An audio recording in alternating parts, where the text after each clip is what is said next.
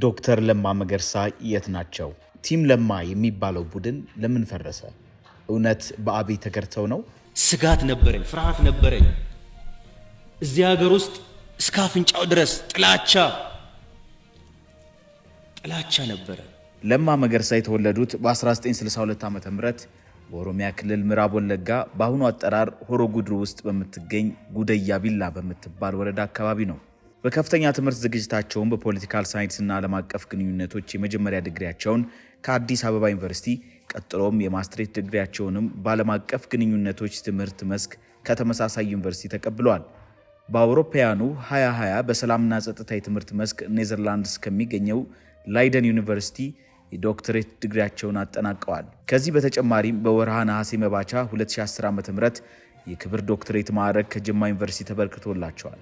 በስራው ዓለምም ከዚህ ቀደም የኦሮሚያ ክልል የጸጥታ ዘርፍ ኃላፊ፣ በፌዴራል የኦሮሚያ ክልል የደህንነት ኃላፊ፣ የጨፌ ኦሮሚያ አፈ ጉባኤ እንዲሁም ከ2008 ዓ.ም አዲስ ዓመት ጀምሮ የኦህዴድ ሊቀመንበርና የኦሮሚያ ክልል ፕሬዝዳንት ሆነው በመመረጥ አገልግለዋል። ከዚያን በኋላ ከብልጽግና መዋቅር እስከወጡበት እስከ 2012 ድረስ ኢንጂነር አይሻን በመተካት የመከላከያ ሚኒስትር ሆነው አገልግለዋል። ለማ ቀደም ባሉት የሥራ ጊዜያታቸው በርካታ ውጣ ውረድ ውስጥ ሆነው በሀገሪቱ ጎልቶ የወጣውንና ትልቅ አድናቆት የተቸረውን ቲም ለማ የሚባለውን ቡድን ለመመስረት ጉልህ ሚናቸውን የተወጡ ሲሆን ቡድኑም የኢትዮጵያ ትልቁ የለውጥ ኃይል ሆኖ ከፍ ማለት ችሏል።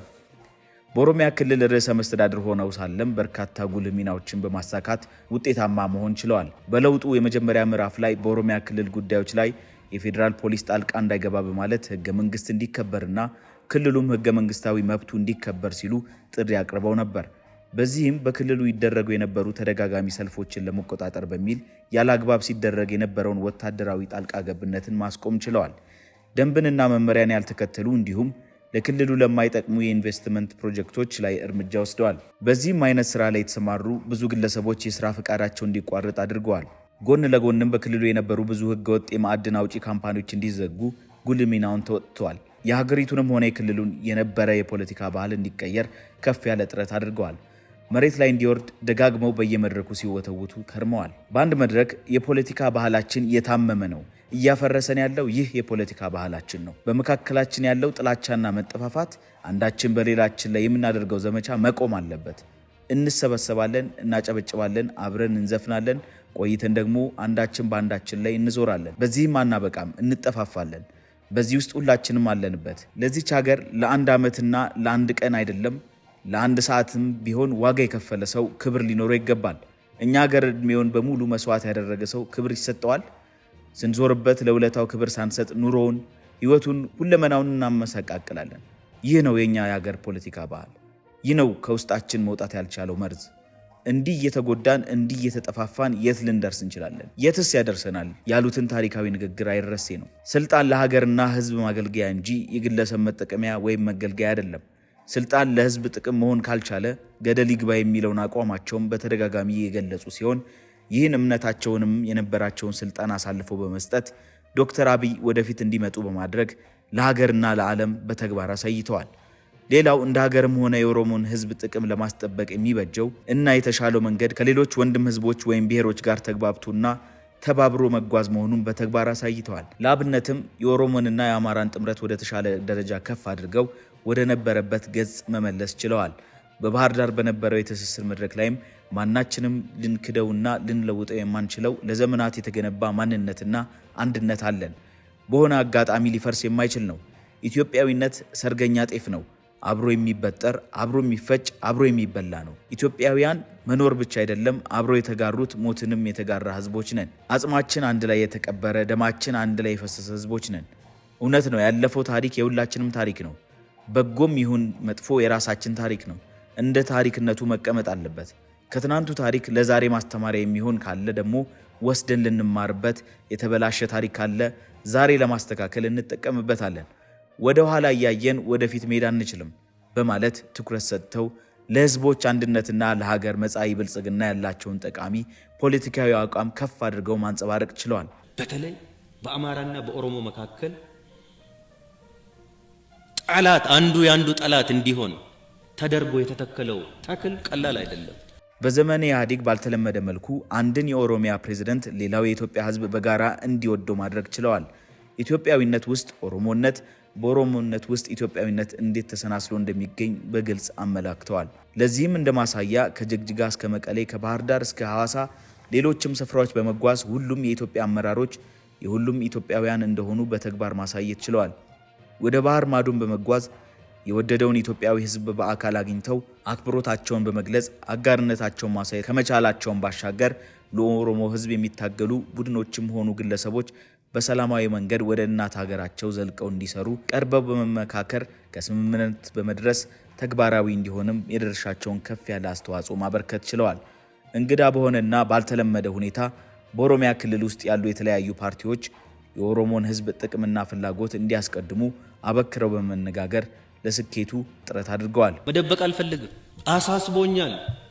ይሄን ጉዳይ መልክ ካልቀየርን፣ ኤንቫይሮንመንቱን ካልቀየርን እንደዋዛ በእጃችን ላይ የሺዎች ህይወት ይጠፋ ነበር፣ ደም ይፈስ ነበር። የኦዴፓን አደረጃጀት ከጓደኞቻቸው ጋር በመሆን ከመሰረቱ መቀየር ችለዋል። ኦዴፓ ተቀጽላና ተገቢ ላልሆነ ፍላጎት አገልጋይ ከመሆንና ከአጎብዳጅነት ተላቆ ለኦሮሞ ህዝብ ተቆርቋሪና አገልጋይ እንዲሆን አድርገው መቀየር ችለዋል። ከሌላው ክልል በተሻለ ሁኔታ በክልሉ እስከ ወረዳ መዋቅር ድረስ የሚገኙ የቀድሞ ባለስልጣናትን በአዳዲስ አመራሮች ተክተዋል። በአጠቃላይ የኦሮሞ ሽማምንቶች አለቃ የኦሮሞ ህዝብ እንደሆነ በአደባባይ ማሳየት ችለዋል። በአዲሱ ካቢኔያቸው አማካኝነት የክልሉ ህዝብ የሚያነሳቸውን ጥያቄዎች መመለስ እንዲያስችል የ10 ዓመት ስትራቴጂካዊ እቅድ ነድፈዋል። የህዝቡን ሁለንተናዊ ችግር መሸከም የሚያስችል ቁመናና ተተኪ አመራር ለመፍጠር ሲባል እቅድ አዘጋጅተውም ነበር። ይሁን እንጂ በኢትዮጵያ የፖለቲካ ታሪክ ውስጥ ምናልባትም ዘመን ተሻጋሪ አሻራን ስለማሳረፋቸው በርካቶች የሚመሰክርላቸው የቀድሞ የመከላከያ ሚኒስተር ለመባል የበቁት አቶ ለማ መገርሳ ከ4 ዓመት በፊት ሳይጠበቁ የራሳቸውን መንገድ ለይተዋል። አስቀድሞም በመደመርና በብልጽግና አካሄድ አልተስማማሁም በሚል ለሚዲያ ወጥተው የተናገሩት አቶ ለማ ምናልባትም መርተው እዚህ ደረጃ ላይ በማድረስ የተሳተፉበትን የለውጥ ሂደት ትተው ለመውጣት ያበቃቸው ገፊ ምክንያት ምን ይሆን የሚል ጥያቄ ግን በበርካቶች አእምሮ ዘንድ በቂ ምላሽን አላገኘም። የፓርቲ ተሳትፏቸው መቋረጥ በነሐሴ 2012 ከተሰማ በኋላ በመንግስታዊ ኃላፊነታቸው ይቀጥሉ ይሆናል የሚል ተስፋ ነበር። ሆኖም ግን ወዲያውኑ በእሳቸው የኃላፊነት ቦታ አዲስ የመከላከያ ሚኒስትር ሆነው ቀነዓ ያደታ መሾማቸው ይታወሳል። ለማ መገርሳ ከኦሮሚያ ብልጽግና የማዕከላዊ ኮሚቴ አባልነት በጊዜያዊ እገዳ ነበር ገሸሽ የተደረጉት። በወቅቱ ራሳቸውና ሌሎች 2 አባላት ከፓርቲው የሥራ አስፈጻሚና የማዕከላዊ ኮሚቴ አባልነት የታገዱት የሚጠበቅባቸውን ኃላፊነት በአግባቡ መወጣት አልቻሉም በሚል ነው። የአዲሱ አስተዳደር ወደ ስልጣን ከመጣ በኋላ ከጠቅላይ ሚኒስትር አብይ ቀጥለው ጎልተው ይታዩ የነበሩት ለማ መገርሳ ከኦሮሚያ ክልል ርዕሰ መስተዳድርነት ተነስተው የመከላከያ ሚኒስትርነት ኃላፊነትን ከያዙ በኋላ ከእይታው ርቀው ቆይተዋል። ለማ ከቀድሞ የኢህአዴግ መክሰም በኋላ የገዢ ፓርቲነቱን ቦታ በተረከበው የብልጽግና ፓርቲ ምስረታ ሂደት ላይ ጥያቄ እንዳላቸው በይፋ ወጥተው የተናገሩ ሲሆን በካቢኔ ስብሰባዎች ላይ ከመገኘት ባሻገር በፓርቲውም ሆነ በመንግስት እንቅስቃሴዎች ውስጥ የነቃ ተሳትፎ ሲያደርጉ ብዙም ሳይታዩ ቆይተዋል። ለማ መገርሳ ከመከላከያ ሚኒስትርነት ኃላፊነት ብሎም ከኦሮሚያ ብልጽግና ማዕከላዊ ኮሚቴ አባልነት ከተሰናበቱ በኋላ ራሳቸውን ከሚዲያ አርቀው ይገኛሉ። ዶክተር ለማ መገርሳ በዚህ ጊዜ በሀገር አሜሪካ በግል ስራ ላይ ተሰማርተው እንደሚገኙ አንዳንድ የውስጥ አዋቂዎች ከመናገራቸው ውጪ የጠራ መረጃ የለም። ውድ ተመልካቾቻችን ከኛ ጋር አብራችሁ ስለቆያችሁ እጅግ አድርገን እናመሰግናለን። ሊቅ ሚዲያን ሰብስክራይብ በማድረግ የደወል ምልክቷን ተጭነው አዳዲስ መረጃዎች ወደ እርስዎ እንዲደርሱ እናደርጋለን። መልካም ጊዜ።